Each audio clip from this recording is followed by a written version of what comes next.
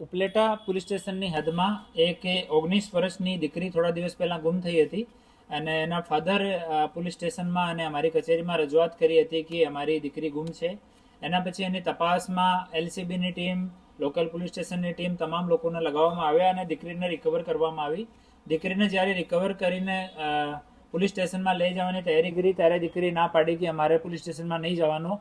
પછી દીકરીની કાઉન્સેલિંગ કરી અને પૂછતાછ કરી તો દીકરી સ્ટેટમેન્ટ આપ્યો કે દીકરીના ફાધર છેલ્લા 3-4 વર્ષથી એનું શારીરિક શોષણ કરતા હતા, એના લીધે જ દીકરી ઘરથી નીકળી ગઈ.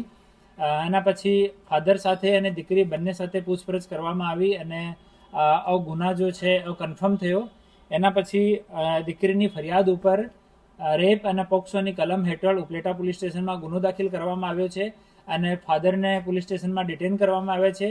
અને જો જગ્યાએ દીકરીએ કીધું કે આ ઘરમાં એક સેક્સ્યુઅલ અસોલ્ટ કરવા માટે ફાધર એક જેલ યુઝ કરતો હતો, ઓ જેલ અને પ્રોટેક્શન ત્યાં ઘરથી દીકરીના નિશાનદેહી ઉપર રિકવર કરવામાં આવ્યો છે. અને પછી પૂછતાછમાં એવો ખબર પડ્યો કે દીકરીની કઝન સિસ્ટર જો હાલ 17 વર્ષની છે, એનો પણ છેલ્લા 7 વર્ષથી આ દીકરીનો ફાધર હે ઓ શારીરિક શોષણ કરી રહ્યો છે. તો એક દીકરીની ફરિયાદ ઉપર ગુનો દાખલ થઈ ગયો છે અને બીજી જો દીકરી છે 17 વર્ષની, એની હાલ કાઉન્સેલિંગ ચાલુ છે. એના પછી એની ફરિયાદ લેવામાં આવશે અને એક ઓર ગુના દાખલ કરવામાં આવશે. અને દીકરીનો ફાધર જો છે એ દિવ્યાંગ છે અને દીકરીની મધર છે આ કેન્સર પીડિત છે અને 4th સ્ટેજ છે. તો અમે અહીંયા ડીડીઓ સાહેબ અને હેલ્થ સાથે પણ વાત કરી છે.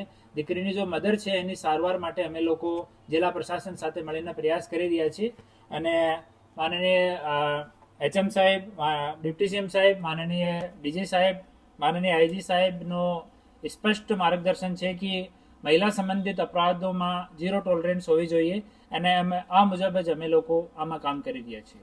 એની એપ્રોચ, આની ઉંમર જો છે આ 45 વર્ષની આજુબાજુમાં છે અને રાત્રિમાં 12 વાગ્યાની આજુબાજુ દીકરીના રૂમમાં પ્રવેશ કરતો હતો, ટીવીની અવાજ વધારતો હતો અને મોબાઈલમાં પોર્ન વિડીયો બતાવતો હતો. એના પછી દીકરી સાથે શારીરિક શોષણ કરતો હતો અને હાલ પોલીસ કસ્ટડીમાં છે અને આરોપી પણ આ ગુનાની કબૂલાત કરી છે અને આગળની ઇન્વેસ્ટિગેશન ચાલુ છે.